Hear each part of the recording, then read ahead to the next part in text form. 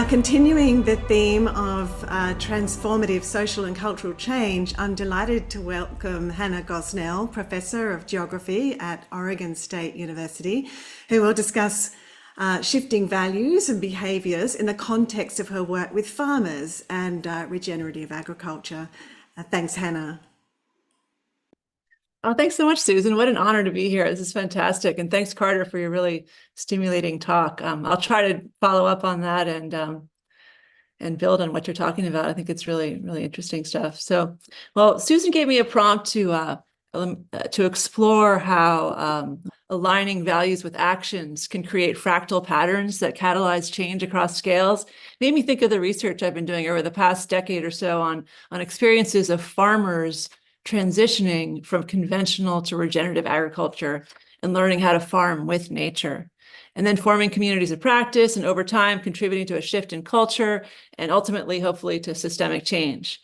And what I found is that what's key for many of those who successfully transition is going through a process of aligning their most deeply held values with their behavior and their decision making. And I think, following on what Carter's saying, I think a lot of people just don't even really know what their values are. A lot of people are disassociated. They're just going around doing their thing. And it's not really until you ask them to really sit down and think deeply about what you really care about and then look at whether their behavior aligns with that. That's where you can really see some interesting transformative change and shifts in worldviews, which are rare to see. So this has been some exciting research for me.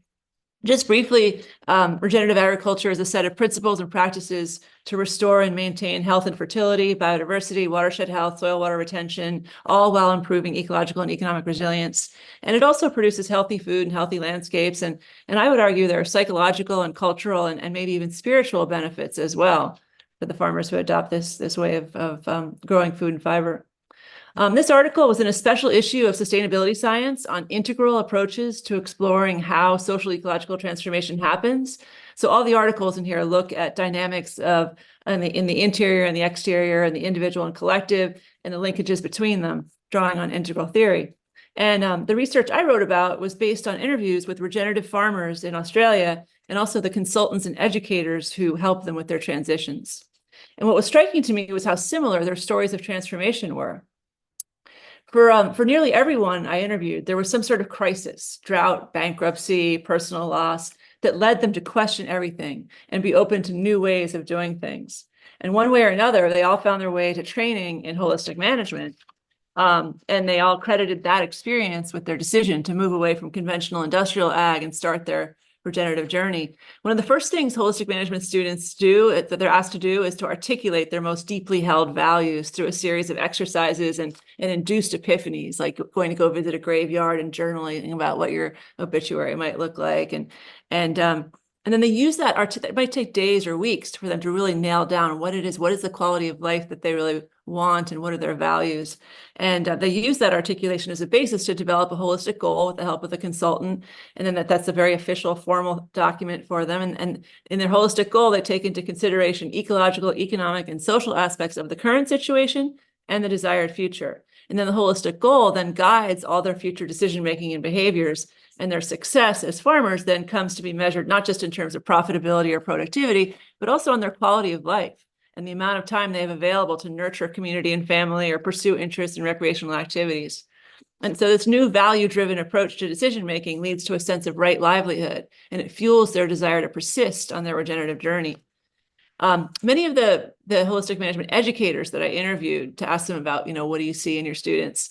They talked about their experiences facilitating this goal-setting process with the farmers. So this consultant described how he talks to his clients. He says, let's start with you first and what makes you tick. And then let's move into what you're doing and why, and create some meaning around that and a sense of purpose.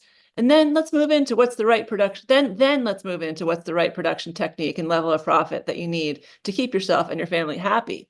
Not happiness as the last thing, but as the first thing. And one way this translates into positive ecological outcomes is that many of the farmers I spoke with who adopted HM and did all this navel gazing, they soon found that they could no longer justify using agrochemicals like pesticides and synthetic fertilizers. For example, one farmer came to realize that whole philosophy of trying to kill things that want to grow and trying to grow things that want to die is incredibly soul destroying and costly. And then conversely, another noted how good for the soul the new way of farming was. I've actually been a very reserved person all my life. I've actually been very shy, but this whole world of regenerative agriculture and learning about the soil microbiome has absolutely electrified me, my being. So again and again, what I heard was that learning how to farm without chemicals, which requires understanding how to leverage ecosystem processes and learning about the soil microbiome, and spending more time out in nature monitoring, it turns out to be incredibly rewarding, as this consultant explains. He says one of the biggest aha moments is when the farmers start to see the soil structure change on their property. For example, they'll see that before they couldn't stick their finger into the soil deeper than half an inch because their soil was dead and hardened and, you know, from having years of synthetic fertilizer.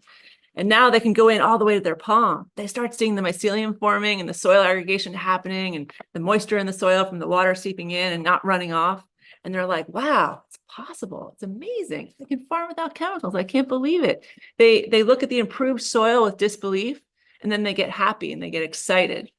And it's that excitement, that feeling of connectedness, of working with nature, that motivates them to continue on their path and continue learning and evolving and getting better and better.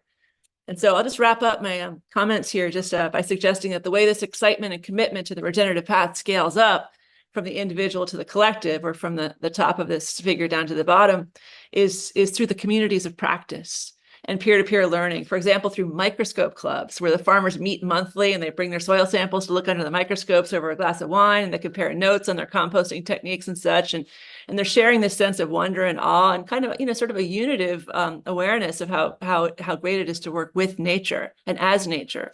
And over time, these farmers are creating new norms around good farming, and they're shifting local culture.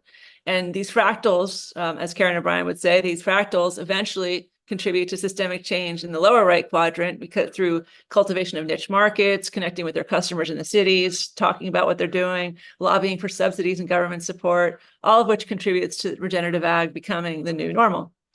So there's a lot more about the cross-quadrant linkages and the scaling up process and all the barriers in the article I wrote. I'm happy to share with y'all.